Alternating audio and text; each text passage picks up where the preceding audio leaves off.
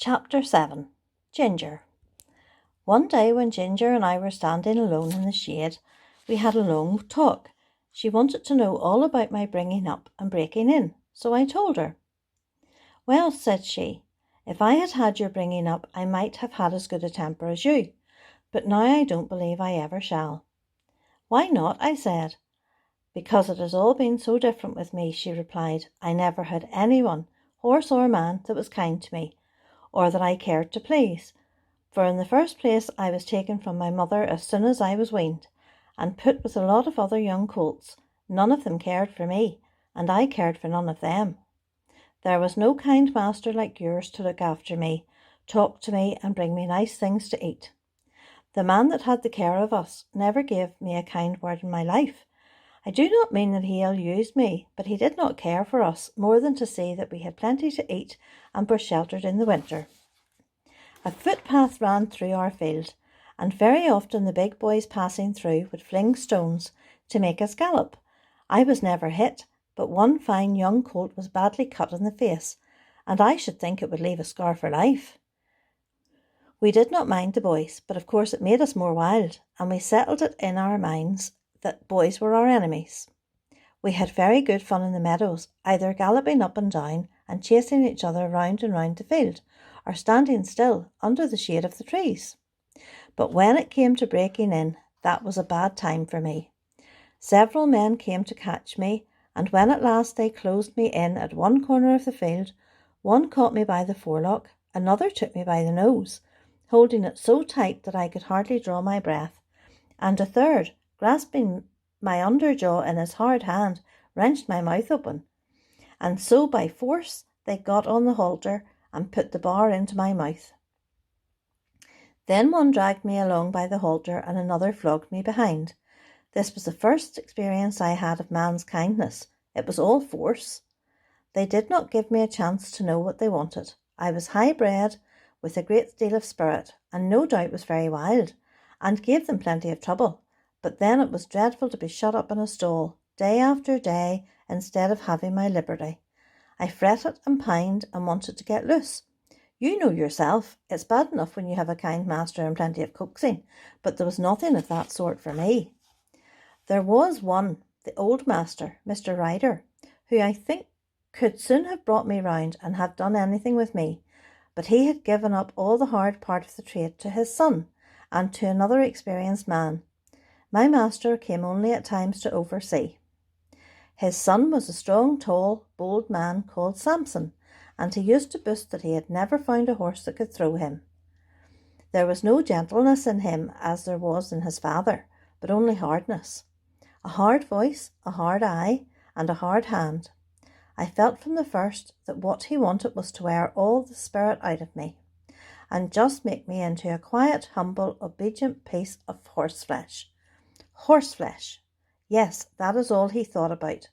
And Ginger stamped her foot as if the very thought of him made her angry. Then she went on. If I did not do exactly what he wanted, he would get put out and make me run around with that long rein in the training field till he had tired me out. I think he drank a good deal, and I am quite sure that the oftener he drank, the worse it was for me. One day he had worked me hard in every way he could, and when I lay down I was tired, miserable and angry. It all seemed so hard. The next morning he came for me early and ran me around again for a long time. I had scarcely had an hour's rest when he came again for me with a saddle and bridle and a new kind of bit. I could never quite tell how it came about. He had only just mounted me on the training ground when something I did put him out of temper, and he jerked me hard with the rein. The new bit was very painful, and I reared up suddenly. This angered him still more, and he began to flog me. I felt my whole spirit set against him, and I began to kick and plunge and rear as I had never done before. We had a regular fight. For a long time he stuck to the saddle and punished me cruelly with his whip and spurs, but my blood was thoroughly up, and I cared for nothing he could do if only I could get him off. At last, after a terrible struggle, I threw him off backwards. I heard him fall heavily upon the turf, and without looking behind me, galloped off to the other end of the field. There I turned around and saw my persecutor slowly rise from the ground and go into the stable. I stood under an oak tree and watched, but no one came to catch me. Time passed. The sun was very hot. The flies swarmed around me and settled on my bleeding flanks where the spurs had dug in. I felt hungry, for I had not eaten since the early morning, but there was not enough grass in that meadow for a goose to live in. I wanted to lie down and rest, but with the saddle strapped tightly on my back there was no comfort, nor was there a drop of water to drink. The afternoon wore on, and the sun got low. I saw the other colts led in, and I knew they were having a good feed. At last, just as the sun went down, I saw the old master come out with a sieve in his hand. He was a very fine old gentleman with quite white hair, but I should know him by his voice among 1,000. It was not high, nor yet low, but full, clear, and kind. And when he gave orders, it was so steady and decided that everyone, both horses and men, knew that he expected to be obeyed. He came quietly along, now and then shaking about the oats that he had in the sieve, speaking cheerfully and gently to me. "Come on, lassie, come along, lassie, come along, come along." I stood still and let him come up. He held the oats towards me, and I began to eat without fear. His voice took all my fear away. He stood by, patting and stroking me while I was eating, and seeing the clots of blood on my side, he seemed very vexed. Poor lassie, it was a bad business, a bad business. Then he quietly took the rein and led me to the stable. Just at the door stood Samson. I laid my ears back and snapped at him. "Stand back," said the master, "and keep out of her way. You've done a bad day's work for this filly." He growled something about a vicious brute. "Hark ye," said his father, "a bad-tempered man will never make a good-tempered horse. You've not learned your trade yet, Samson." Then he led me into my box, took off the saddle and bridle with his own hands and tied me up.